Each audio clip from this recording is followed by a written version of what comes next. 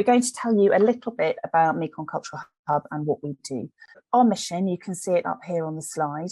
We work with people whose work intersects art and society all around Asia, but with a particular focus on the Mekong region and Taiwan. And our role is to support the people that we work with to know each other, to build their skills so that they can do the work that they want to do even better. Who are the kind of people we work with?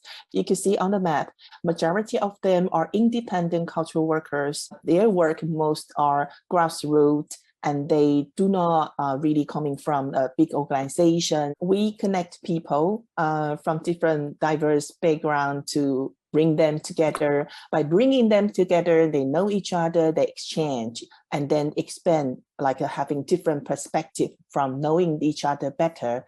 And we also create chances to broker their opportunities to do something together, to have a friendship, and then looking forward to have something in the future. So the ways that we do this, one core part of our work is doing fellowships, and that's really about bringing professional people together so that they can exchange skills with each other, further develop work they're already doing, and sometimes find ways to collaborate with each other. We also think that work that helps to uncover how social and socially engaged artwork in the region happens is really important, because there's specific things about the cultural context and the regional context of where we're working. That means we want to understand what are the practices that work really well for people here who are working in art and society, and how can those be documented and how can they be shared. So we do things like case studies or professional exchanges to try to uncover those methods for doing good work. And then we also make platforms where people can have exchange. So we run, for example, an open space program where people can bring up ideas, and every other year we run a program called Meeting Point, which is a big platform for people interested in art and social action in Asia to come together. The most important thing that you need to know about MCH is that the biggest asset of our organisation is all the people, the fellows and the collaborators in our network. And we would encourage you to visit our website and click on the people page, where you can see profiles of all the people here. Jennifer's going to start by sharing with you the two most essential parts of our learning model, which are about exchange and diversity. In all of our programs, it's in different ways to invite people or support people to have different kind of exchange. So they learn from each other and expand and see what they want to do together, or just simply understand each other more. So, it benefit back to their own work. Exchange is very important and very key in our mission and in our programs. And the other nature is like we always bring people from diverse background in terms of our cultural, education, training, or expertise, or interest, or concern. So diversity is the kind of something that everyone will encounter in our program. The other aspects of our learning model, we have a flexible framework. That's something that we discovered quite early on, is that we definitely need to have a very clear framework for activities and programs that we're going to organise. Firstly, so that fellows can decide, do they want to participate, and they can understand clearly what it is that MCH is offering, and have they got time and have they got the interest to be part of that. So we do need to have some clear framework. But we also learned, we felt certainly when we first began our programme, that in order to offer value to people coming along, we should be having a lot of activities, a lot of provocations to help people with exchange and to stimulate that discussion.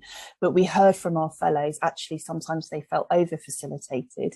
And there was one fellow particularly who said to us, what we really want from MCH is structured, unstructured space. And that was the inspiration for our title for our sharing with you today. And then coupled with that, we also learned, again through practice, that those programs where we invited an experienced practitioner to be part of the exchange, but not in the capacity of a fellow, but in the capacity of somebody offering some wisdom or offering some provocation or giving specifically to give feedback and to challenge the fellows to go further, those programs work really well. The fellows really appreciate the opportunity to meet more experienced people around the region, and having the perspective of people who've been through things before and can share their lessons learned is really valuable. So every program that we do now, we include in it some kind of guidance, whether that's bringing in a curator, a mentor, or a facilitator.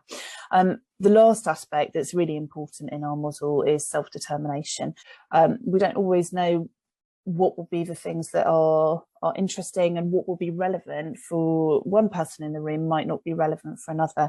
So we make it very clear that when fellows come in, there is this journey available to them, but it's their choice how they interact with it and to what extent that they engage with it. And there will be some things that work really well for them and some things that don't, because if we go back to our mission, is to support the members, the people in our network, to do the work that they want to do to further their visions for a better Mekong region. We have run a cultural leadership program, and for 3 years, named SEED. That's a program we co-host with British Council. And after 3 years, we do have 29 alumni from 10 countries. They are from 3 groups. So their background is very diverse. Like they have a curator, performer, theater director, and architect.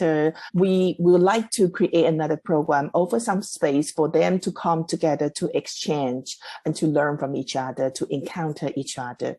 And also we invited 3 experienced curators also from the region. They are very experienced cultural practitioners. So they propose some kind of direction and the theme to the fellow, and there are 4 stages. Each stages, the fellow has some space to bring back their idea, their feedback about what the curator proposed. So that's the guideline part. So during the process, back and forth together, and the curator design a structure, design a frame, and build up a space to work with certain small group of fellows together. So maybe I'll explain a little bit more about the process of the programs. As Jennifer said, we started with 3 curators, and the first stage of the program was a workshop, stage 1 workshop, where we invited all of the alumni from the 3 generations of SEED to come to that workshop, and to firstly to meet the curators and hear and learn about them. And then secondly, we mainly use the space to discuss some issues of concern and interest among the fellows related to the focus of the programme.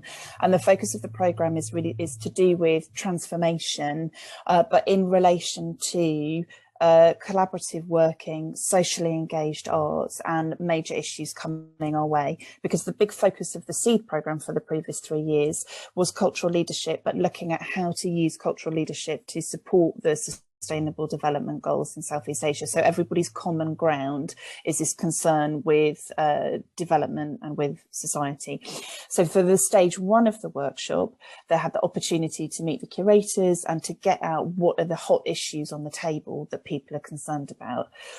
After stage 1, the curators went away and they each developed a proposal of how they would like to work with a small group over the following months to explore an issue or a question or a way of working in more detail. We then came back together for stage 2, where the curators presented their ideas to the fellows of what each of them would like to do, and the fellows had time to give feedback, to ask further questions, to support the curators to then refine their ideas to really respond to what the fellows were interested in. So you can see there we have a very clear framework, but there's a lot of flexibility in it for what can be discussed, and the self-determination of the fellows to give their feedback and to decide what they're interested in is integrated into the design. After stage 2, the curators finalised their proposals. Those were all shared to all of the fellows, and at that point fellows decided whether they would like to participate in the rest of the programme or not. Some did and some didn't. Once we had the groups set up, so each curator was then working with a small group of fellows, we moved to stage 3, which is a series of convening. And that is a very flexible structure that's working differently between each of the groups. And we're in stage 3 now. And all the 3 groups are working in very different ways. The final stage of the programme will be to come back together and to have a platform to share what's come out of the programme. So that's a little case study of how we're putting our learning model into practice, and we hope that's helpful. Thank you. Thank you very much.